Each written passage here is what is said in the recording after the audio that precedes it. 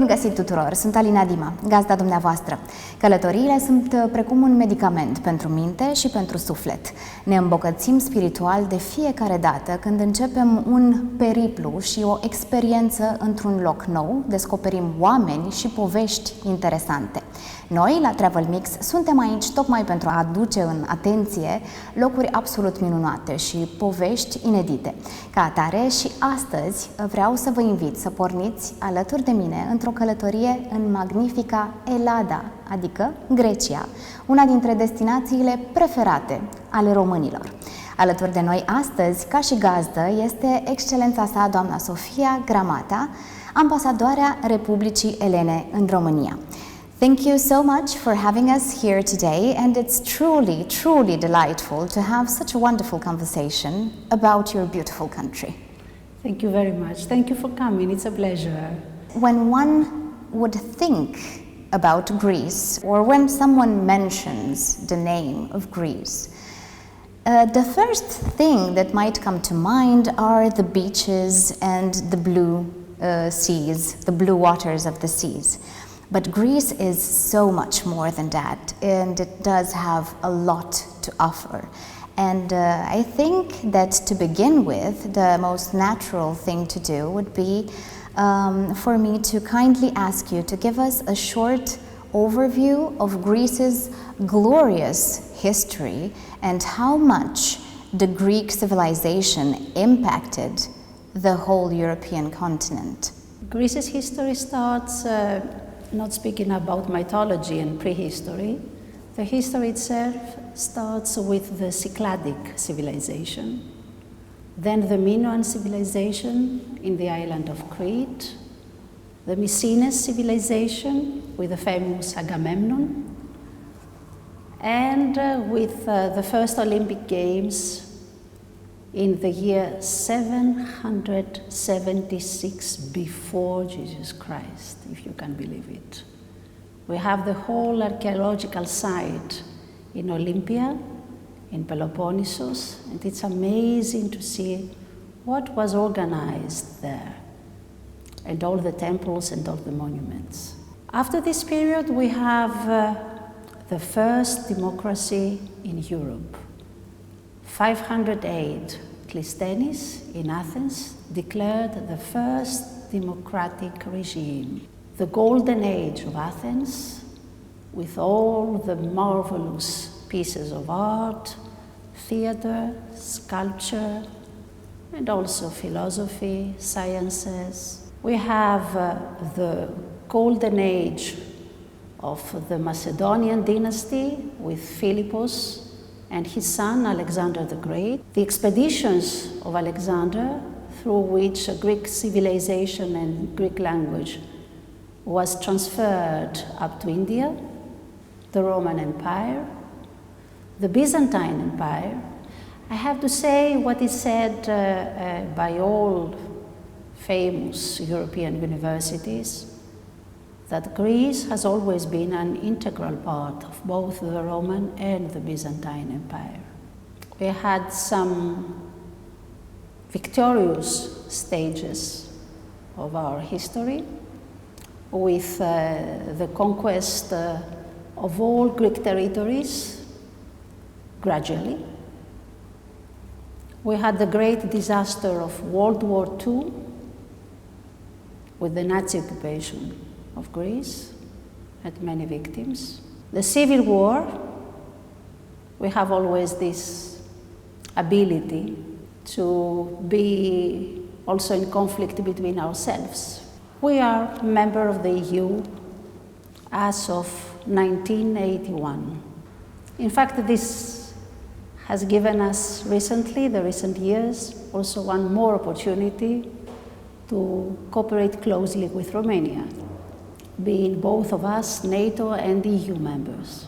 You said before that Greece, according to European sources, is the cradle of European civilization.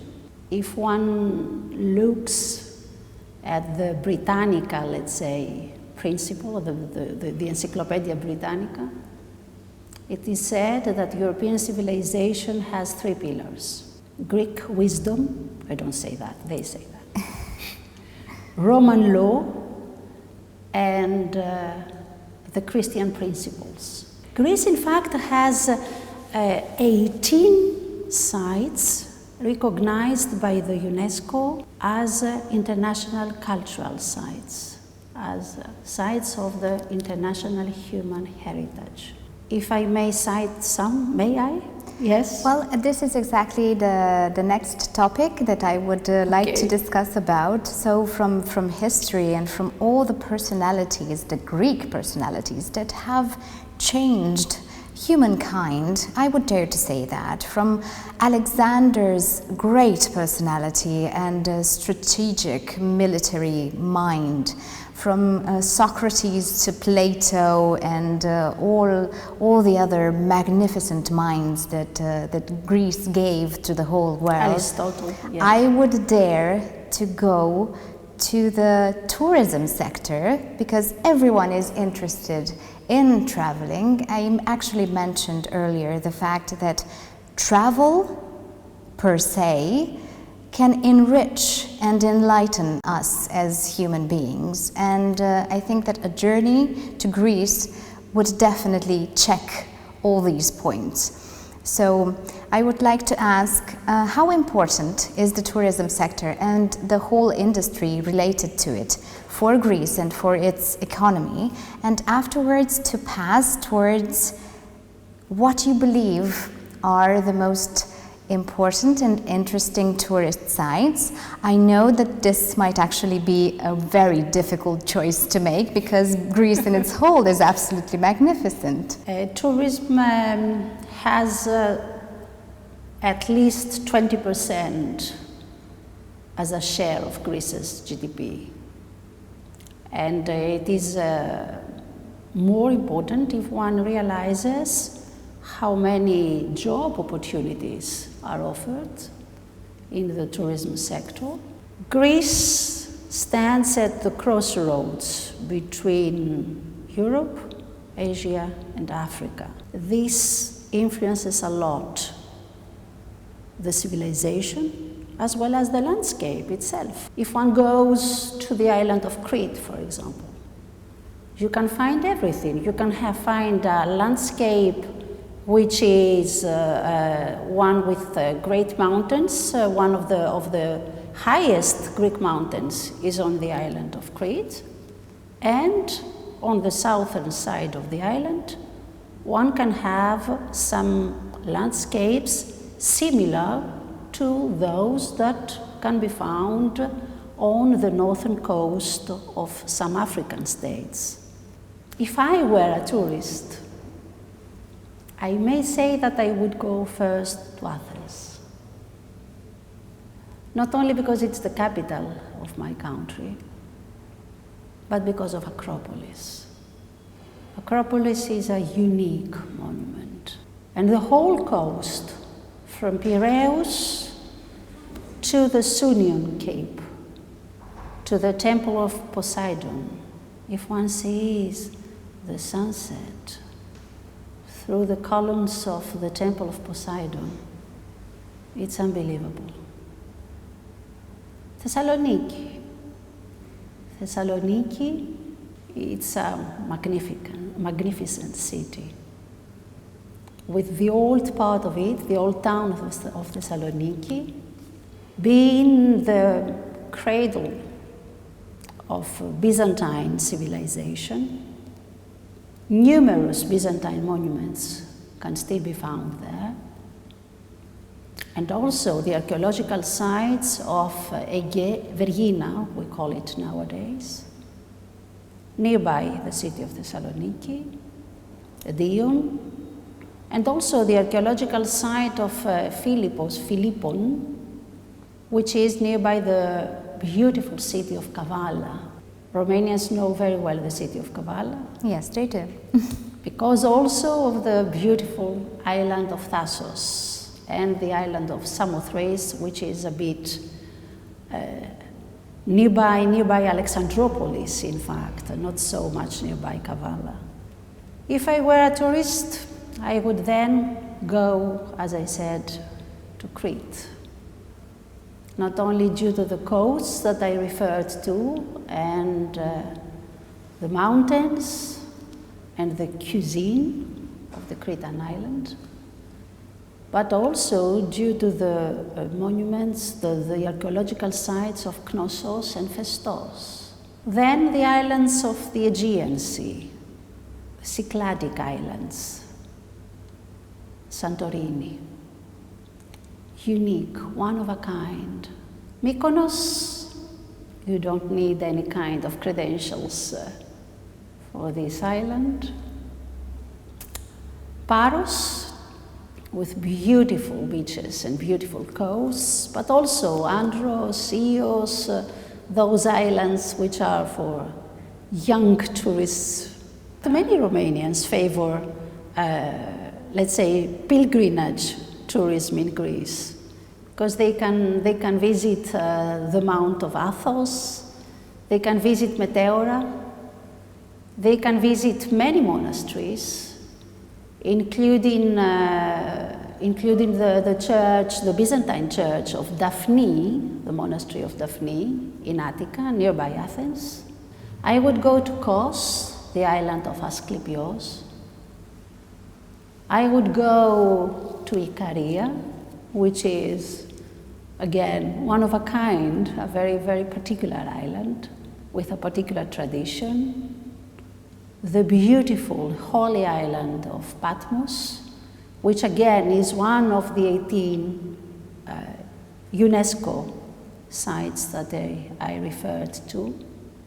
In fact, also referring to the UNESCO sites, I have to say that the old town of Corfu is among those sites that have been selected by the UNESCO.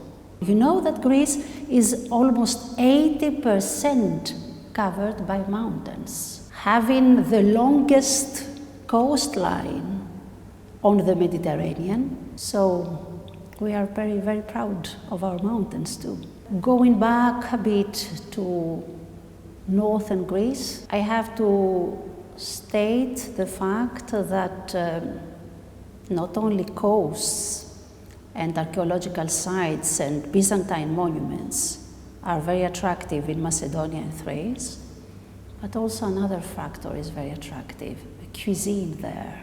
Because you just mentioned this, and it is a very important topic, I would dare to say that, because food has a way of bringing people together and civilizations and cultures, because it's truly extremely interesting to experience the local cuisine. Of course, people would think that Greece, being surrounded by the sea, the prevalent dishes would be constituted by fish and seafood. But I am quite sure that there are plenty of other delights that people don't know that much about. And I would like you to tell us what traditional dishes are there in Greece that people might not know about. In fact, the traditional, let's say, image of Greece is a fish tavern on the seashore, to tell you the truth, or a tavern in general, even souvlaki taverns on the seashore. This is one of the most beloved pictures of my country. And we prepare seafood in various different dishes, including those saganaki dishes. That means seafood with cheese. We stuff calamari with cheese, which is a traditional food in my country. But yet, all different regions of Greece have their own traditional dishes. I may refer to pastitsada, for example. I may refer to sudzoukakia, which are kind of meatballs, but prepared in a very specific way with red sauce. Pastitsio and moussaka, of course. Moussaka is a well-known Greek plate. The cheese pies, the spinach pie. The tourist season in 2020 is definitely going to be atypical. due to the new coronavirus pandemic. So I would like to ask you, which measures have been taken by Greece in order to accommodate the international tourists that would love to come visit and would love to escape after the quarantine? Because I think that psychologically everyone needs this breakthrough. One health measure for all of us is to take care of our psychological needs now. That's why our motto, the touristic motto for Greece this summer, is Greek summer feeling happy. Of course, we have to take care of our health, though, and special measures will be taken for the health protection. Mainly social distancing. In cafes and restaurants, the activities regarding the outdoor cafes and restaurants have already resumed, but nothing is as it was before, to tell you the truth. We have a special space between seats for the customers, special hygiene measures for the staff wearing masks and having disinfectant all around the shops, the cafes, the restaurants. We are proud about the results, the very positive results regarding the dealing with the pandemic crisis. And we are determined to continue on the same way for both the protection of Greek citizens and of tourists coming from abroad. Starting from the 15th of June, Romanian citizens will not be obliged to enter into a quarantine because we trust your epidemiological profile. Coming back to Romania now, I have a curiosity, like any Romanian. What do you like more about Romania and the Romanians? I have visited, though, the region of Constance and the region around Brașov. Wonderful sites. I very much like your countryside. And but what I'm really fond of is Bucharest. I very much love the old buildings of Bucharest and this special architectural style, Brancoveanu style. I'm very fond of Bucharest. I like your green spaces and also the fact that people here in Bucharest and I guess in the whole of Romania, somehow they move in the same way as we Greeks. Speaking loudly and cheerfully and laughing and smiling. You are cheerful as we are. This is one of the similarities. Another similarity is the one I've mentioned before, that we are both very flexible people. And we speak foreign languages. One final word for our Romanian viewers that I am quite sure are thinking of planning their vacation in Greece. How would you greet them? I would say that it's the opportunity now for all of us, not only for Romanians, to understand what life means. We have suffered a lot of those months due to the pandemic crisis. They should enjoy summer, and I think that going to Greece means that this summer would be enjoyed. Mrs. Ambassador, thank you so much once again for having accepted our invitation and proposal. Pleasure. And we had a truly delightful conversation, and I am quite sure that even our viewers will be truly mesmerized by the precious information that you gave us. And I'm quite sure they are already packing their bags. Thank you. Dragii mei, vă mulțumesc încă o dată că ne-ați urmărit cu atâta atenție și astăzi. Și cred că este foarte important pentru fiecare dintre noi să înțelegem cât de prețioasă este viața și cât de important este să o trăim cu înțelepciune, alegând cele mai bune locuri și cei mai buni oameni alături de noi. Până la următoarea noastră întâlnire însă, nu uitați să vă transformați viața într-o poveste frumoasă.